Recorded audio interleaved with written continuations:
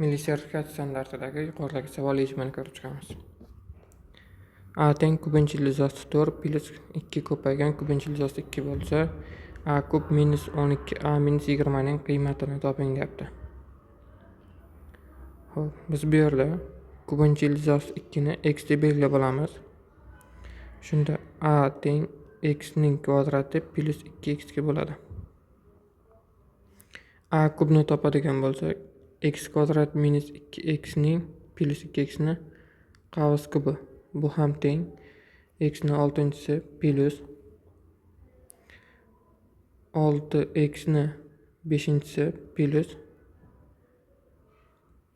12x ning 4-si plus 8x ning kubi. Bu ham teng. Endi shu yerda x ni 6-sini biz x ning kvadrati ko'paygan x ning kubining kvadrat qiladigan bo'lsak, x ning kubi bizda kubinchi ilizasi 2 bo'lsa 4 bo'ladi. X ning 5-si esa x ning kvadrati ko'paygan x ning kubiga. Bundan 2x kvadratli kelib chiqadi. X ning 4-si esa x ko'paygan x ning kubiga. Bundan 2x kelib chiqadi. O'rniga keltirib qo'yadigan bo'lsak, a ning kubi teng x ning 6-si bizda 4 ga teng plus 6 ko'paygan x ning 5-si, ya'ni 12x kvadrat plus 12x ning 4-si esa 24x plus 8 ko'paygan x ning kubi 2, ya'ni 16. 4 ga 16 ni qo'shamiz, 20 plus 12x kvadrat plus 24x. Bundan umumiy ko'paytuvchi sifatida 12x ni olib chiqsak, qavsdan tashqariga x plus 2x qoladi.